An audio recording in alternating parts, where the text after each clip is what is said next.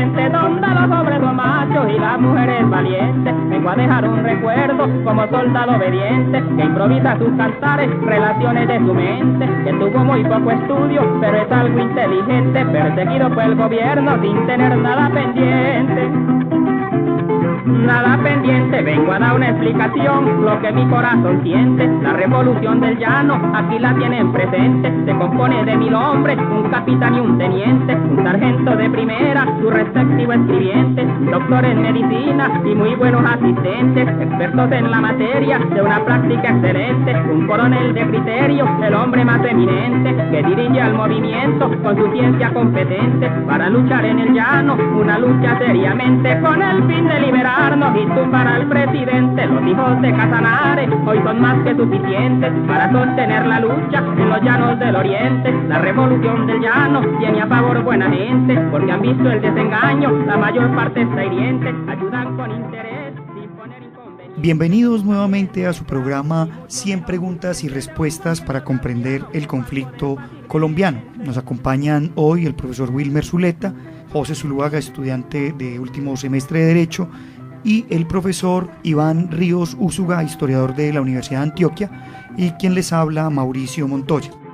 El día de hoy nos encontramos para conversar sobre otros 2 elementos que venimos desarrollando a lo largo de este programa, y hoy 2 temas muy interesantes: el asunto sobre las guerrillas liberales y sobre algunos de los personajes más emblemáticos que dejaron mella o huella en esta historia de estas guerrillas, como Guadalupe Salcedo. Escuchábamos al iniciar nuestro programa un corrido denominado La Revolución del Llano, compuesto por Álvaro Salamanca, y en el que ya se da cuenta un poco de ese accionar de esos movimientos que dieron por llamarse así, guerrillas liberales. Empecemos por ahí, ¿no? ¿Qué es eso de las guerrillas liberales? ¿Por qué ese nombre tan particular y por qué empieza a dársele esa denominación por allá en los 40 a estos colectivos armados que se empiezan a ubicar en distintas partes del país? Con un saludo, Wilmer, te lanzo esa pregunta para que nuestros oyentes un poco se den al ambiente de este tema. Desde el siglo XIX, que hubo las 9 guerras civiles nacionales, han existido guerrillas tanto conservadoras como liberales, pero particularmente desde 1948 estas guerrillas liberales cogieron gran fuerza, principalmente porque había un gran descontento contra los conservadores y luego por la muerte de Jorge Eliezer Gaitán. Particularmente estas guerrillas estaban conformadas por campesinos, por peones, por algunos dirigentes agrarios que querían hacer una revolución a nombre del Partido Liberal y contra los llamados godos por ellos, porque ellos consideraban que los godos estaban acabando con el país, con el progreso de las masas, y por ende, según su criterio, había una ausencia en el poder del Estado, había abuso por parte de hacendados y de terratenientes en contra de los campesinos, y en general había una crisis política nacional que condujo a estas guerrillas a alzarse en armas, y finalmente vale decir que estas guerrillas nacieron particularmente en Sabanalarga, Casanare, y se expandieron por el sur del Tolima, por el nordeste antioqueño, por el Magdalena Medio, Cundinamarca y los llanos orientales, entre otros lugares. Claro que sí, además hay que sumar a eso algo que es bastante interesante, incluso para muchos polémico, ¿no? El concepto con el que también nacen, ¿no? Son guerrillas de autodefensa, porque regularmente cuando uno escucha hablar de autodefensa, pues piensa siempre en los paramilitares, y en realidad no.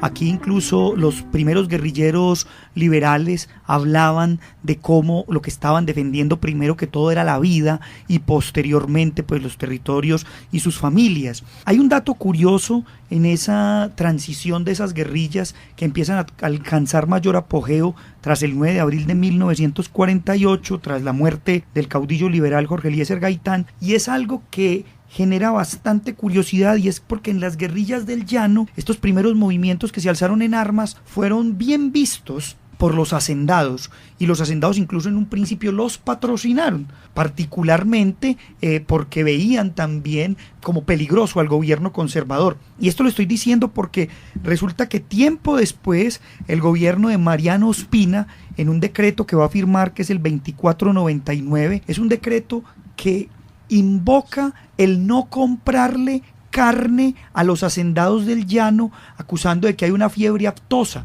y con eso bloquean el llano. Claramente, pues mucho tiempo después se supo que ese decreto era una forma de presionar a los hacendados para que le quitaran el apoyo a esas guerrillas liberales que poco a poco se les fue quitando de parte de los hacendados, y las guerrillas liberales también entonces ya no tenían solamente como enemigo al Estado, como enemigo a muchos hacendados, sino que también empezaron a tener como enemigo pues a los chulavitas, a la fuerza pública. Trasladémonos un poco hacia esas guerrillas del llano, en el Casanare, así como decía muy bien el profesor Wilmer, que nacen por allá en Sabana Larga, y vamos a encontrar una serie de particularidades. Con la bienvenida al profesor Iván Ríos Úsuga. Profe, cuéntenos sobre ese impacto y ese papel que esas guerrillas del llano tuvieron en este contexto histórico del que estamos comentando. Sí, muchas gracias, Mauro. Mira, ve, retomando un poco lo que decías vos y Wilmar, esta situación tiene que ver mucho es con la forma como se expresa la dinámica de la violencia. E insisto mucho en esto, en el carácter variable y selectivo. Y eso tiene, digamos, unos factores que la hacen así, variable y selectiva, y es la ubicación geográfica, el modo de producción económica y la propiedad de la tierra. Entonces eso hace, por ejemplo, que todos estos decretos gubernamentales básicamente lo que hagan es atomizar los liberales del Sabana cundiboyacense para buscar refugio. Y por eso el conflicto en zonas de frontera no tiene otra expresión que un principio de autodefensa para salvaguardar, como lo dice Maquiavelo en su definición de Estado, para salvaguardar lo que se posee y lo que se ama. Entonces estas guerrillas surgen con este propósito. Surgen con ese propósito y se forman tierra dentro del río. Por eso no es gratuito que se haya formado por allí, por estos lados que mencionaba Wilmer, y también por... Bueno, y vemos entonces familias como los Villamil, como los hermanos Bautista, como los Fonseca, los Velázquez, y también encontramos allí al araucano famoso, que lo vamos a mencionar ya enseguida más adelante, al señor Guadalupe Salcedo. Y estas guerrillas entonces empiezan a formalizar, y en estos territorios de frontera tienen una expresión particular, y es que en estos territorios se van a sentir más afines con el ejército, porque el ejército los provee de contingente y de armas, mientras que su enemigo o su alter ego va a ser la policía, porque son la clara expresión de ese pensamiento conservador en el que, digamos, con el que se van a enfrentar. Eso es bastante particular, profe, porque también ahí vamos encontrando cómo en estos llanos hay una especie de organización, ¿no? No es simplemente el hecho de levantarse en armas, sino que se consolida algo que es histórico y curioso para las guerrillas en su historia, las guerrillas liberales, que son esas leyes, ¿no? Hay unas leyes que ellos mismos consolidan en sus territorios. Hay una primera ley del llano que fue expedida el 11 de septiembre de 1952. ¿Por qué es importante esa ley, profe? ¿Qué es lo que traía esa primera ley del llano? Bueno, básicamente esa ley del llano es porque ya allí hay constituidas unas soberanías hechas a sangre y fuego y consolidadas en armas. Entonces lo que buscaban estas leyes, la primera, bueno, ambas tenían la misma naturaleza, pero la primera fundamentalmente es cómo hacer que el Estado funcione de manera eficiente, garantizar derechos civiles y funcionamiento, porque ya la segunda, digamos, ya institucionalizadas las soberanías de los comandos guerrilleros, que incluso Guadalupe Salcedo estuvo a la cabeza del más importante, era cómo civilizar la guerra, cómo regular ese funcionamiento de las armas, cómo funcionaban esos estados revolucionarios que allí se habían instaurado. Entonces básicamente juegan ese papel, y hoy podemos ver incluso cómo el Estado no llega a esas zonas incluso hoy. Es decir, el poder del Estado no se expresa más allá de un par de políticas paliativas, pero quienes ejercen soberanía son estos que siempre han estado y que además se han disputado con ese problema que es la propiedad de la tierra, que más adelante lo mencionaremos si habrá lugar. Muy interesante eso, profe, porque usted mencionaba algo que en la segunda ley del llano que fue expedida el 18 de junio de 1953, ya hay algo muy interesante que usted dijo y quisiera reiterarlo: la regulación de la guerra. Es como fijar unas normas, pareciera que estuviéramos hablando del derecho internacional humanitario, porque se regula una guerra para evitar que sean las víctimas la población civil, cosa que es relativa, porque siempre la población civil pues va a terminar sufriendo gran cantidad de muertes y de vejámenes a manos de los distintos grupos armados. Pero es también interesante, profe, mencionar un poco cómo esas guerrillas del llano pues también van a tener su imitación o su emulación en otros territorios. Hablemos un poco, Wilmer, de lo que fueron esas guerrillas en el Tolima. O sea, ¿qué papel jugaron allí? Allí tenemos incluso a los hermanos Loaiza, tal vez una de las guerrillas más importantes, a la que curiosamente va a llegar un personaje que luego será conocido en la historia colombiana como el guerrillero más viejo, ¿no? Conocido como Tiro Fijo, Manuel Marulanda, Pedro Antonio Marín, porque los Loaiza pues tenían una afiliación familiar con él, y allí llega. ¿Qué podemos decir de esas guerrillas liberales del Tolima, Wilmer? ¿Qué nos puede contar? Sí, en primer lugar, muy interesante que usted mencione lo de Tiro Fijo, porque inicialmente era seguidor de Jorge Eliezer Gaitán y precisamente toma el nombre de Manuel Marulanda Vélez por un compañero caído, y particularmente en el Tolima había 3 grandes localidades en donde se ubicaban estas guerrillas. Estoy hablando de Chaparral, Cunday y Rovira, en donde empezaron a hacer sus grandes acciones, que podríamos reconocer por lo menos 3 grandes objetivos. Lo primero, contrarrestar la violencia estatal, porque había sido generada por la policía de los chulavitas, que era la policía conservadora, y por eso es que luego se cambia el nombre a Policía Nacional, porque querían despolitizar a los chulavitas. En segundo lugar, porque inicialmente ellos no estaban de acuerdo con los comunistas, así luego hayan tenido simpatía, alianzas con ellos, pero inicialmente era luchar también contra los comunistas, que eran más conocidos como los comunes, según el general Peligro, que era el señor Leopoldo García. Y finalmente ellos trataban de organizar un movimiento político militar estable que ayudara a luchar por los intereses de los campesinos, de los más vulnerables de estas regiones del país. Vamos a darle paso a escuchar el corrido de Bigot, otro corrido que nos cuenta un poco sobre estas historias de las guerrillas que estamos transitando en nuestro programa de hoy.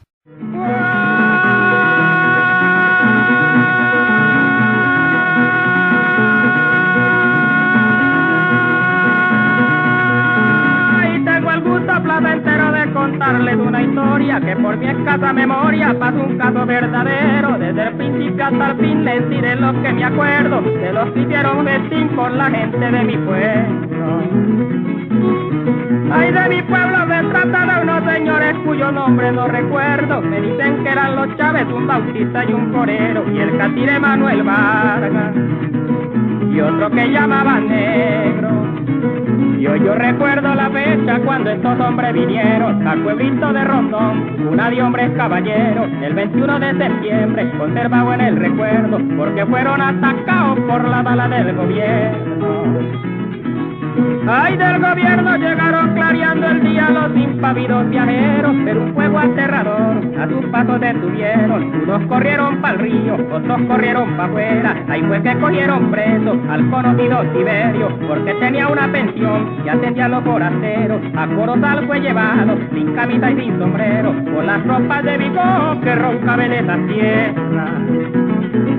En esa tierra pensando estaba Bigot en una noche sin sueño. Yo creo que es mejor mandar a pedir unos refuerzos. Escuchábamos entonces el corrido de Bigot, y siguiendo un poco con la línea que el profesor Wilmer planteaba, es muy interesante decir que estas guerrillas liberales coincidieron en un momento con las guerrillas comunistas en un territorio del Tolima conocido como el Davis. Luego hablaremos de esas guerrillas comunistas, pero vale decir aquí una cosa de esas guerrillas, y es que con el tiempo se van a empezar la fragmentación, las peleas internas. Es muy llamativo porque los liberales pues empezaban a tener cierto temor de las guerrillas comunistas. Circulaba entre oídos que si los comunistas se tomaban el poder se iban a repartir las mujeres, les iban a quitar la religión y todo este tipo de cosas, que hizo que muchos guerrillas liberales pues empezaran a tener miedo y empezaran incluso a enfrentarse después a lo que serían las guerrillas comunistas. Incluso por ahí jocosamente se decía que la única diferencia entre liberales y conservadores en Colombia era que los liberales iban a misa de 7 y los conservadores a misa de 8, ¿no? Que en realidad pues era un tema bastante jocoso. Yo quiero que entremos un poco también aquí a mencionar lo que la literatura ha hecho con estos referentes, y quiero leer un fragmento un poco particular que recrea el profesor Villanueva en esa recolección de elementos poéticos, corridos que hace de toda esta zona del llano, donde ya empieza también a utilizar los términos con los que vulgarmente se llamaba a las guerrillas liberales, al decirles la chusma, en un fragmento de un texto llamado Ahora me vuelvo chusmero.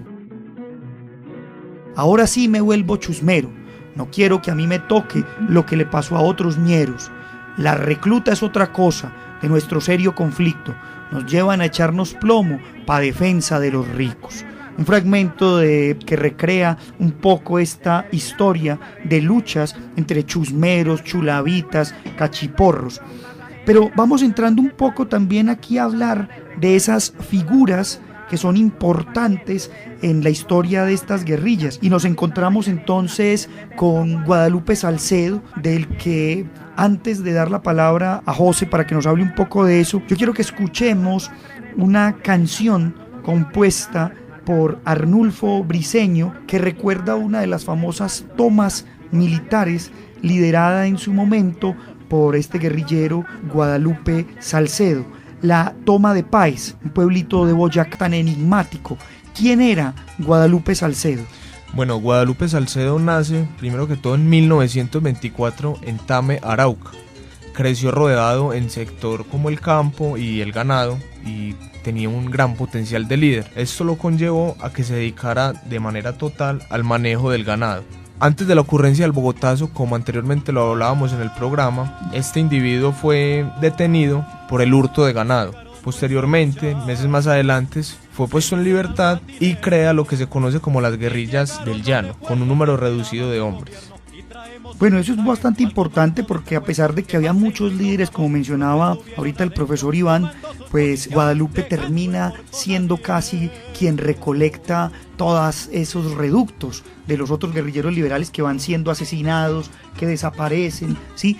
Volvamos un poco a esas guerrillas del llano ahora ya a cargo de Guadalupe. Profesor Iván, ¿qué más podemos contar de ese impacto de Guadalupe ya en las guerrillas del Casanare? Bueno, ya allí en estas guerrillas del Casanare lo que tenemos es ya elevación del nivel organizativo. Digamos que allí ya se consolida un movimiento con carácter de partido, y él de hecho alcanza a consolidar esto de manera tal que ya lo ven como una amenaza, y por eso no es gratuita su muerte. Después, cuando llega a Bogotá, ordenan su muerte, y digamos que allí empieza como a atomizarse el asunto, porque no encontramos quien condense ese trabajo que él empezó a desarrollar. Pero lo que sí queda claro es que producto de todo esto encontramos unos efectos económicos y sociales en los llanos, y es que la tierra se empieza a subparcializar y empieza a aumentar su precio, ¿no? Hay unas cifras, por ejemplo, que encuentro aquí que quiero mencionarlas. Para finales de la década del 40, una hectárea de tierra costaba 419 pesos. Y ya para finales de la década del 60 costaba 21.161 pesos en el llano. Estamos hablando de los llanos orientales. Bueno, muy interesante eso, profe, porque también muestra lo que usted decía inicialmente de cómo Guadalupe empezó a tener un poder. Incluso su apodo no era para nada bueno, al menos a los oídos, como el terror del llano, ¿no? O las tomas que hizo a los militares, las tomas y robo pues de armas para poder mantener su revolución. Un poco, Wilmer, contanos cómo podemos también ver eso de lo que algunos llaman la traición a Guadalupe Salcedo, porque no olvidemos que cuando llega posteriormente el general Rojas Pinilla y llama a una amnistía, Guadalupe, junto con aproximadamente 6.500 hombres, decide desmovilizarse y recibir la amnistía, y se convierte en una figura pública, incluso política en Bogotá, que luego terminará siendo asesinado el 6 de junio de 1957. ¿Qué podemos decir sobre ese asesinato, Wilmer? Sí, porque hay dos versiones, así como teníamos 4 versiones del asesinato de Gaitán, tenemos 2 sobre Guadalupe Salcedo. Hay una que es a favor, otra que es en contra. La que es a favor dice que fue una traición, que lo mataron casi que por la espalda, mientras que la otra dice que Guadalupe estaba borracho, que se puso a buscar pelea y que fue una riña callejera, o sea, que no fue una traición del Estado, sino que fue culpa del mismo Guadalupe el haber sido asesinado. Y por eso es que es tan interesante la historia, porque según la ideología se cuenta a favor o en contra del personaje. Por eso ese asunto del terror del llano también se presta para una interpretación en contra de Guadalupe Salcedo. Sí, la figura incluso fue tan enigmática y llamativa que en un texto del profesor Reinaldo Barbosa, que lleva por título Guadalupe y sus centauros, Memorias de la Insurrección Llanera, encontramos una recopilación grande de testimonios de personajes que conocieron a Guadalupe, que estuvieron con él en la lucha, pero que además también lo acompañaron en su desmovilización. Hay un testimonio que recoge el profesor Barbosa que a mí me llama mucho la atención, que fue el momento final cuando estos guerrilleros liberales entregaron las armas al gobierno,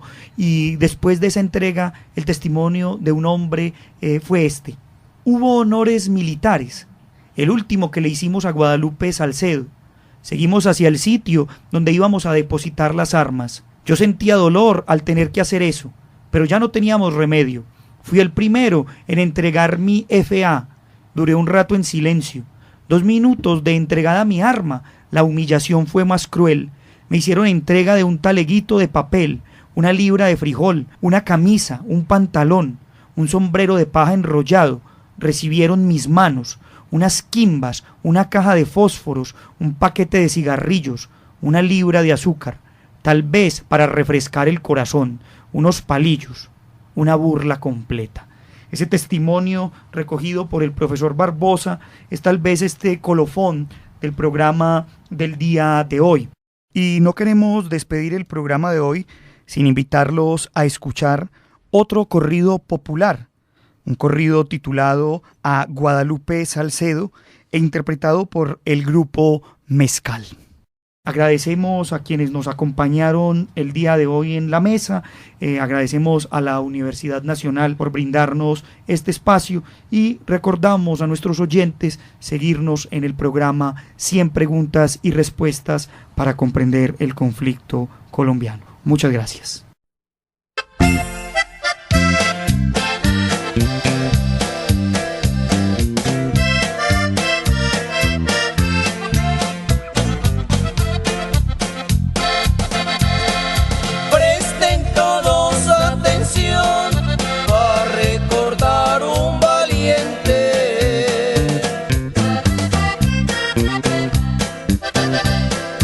De los que nacen y mueren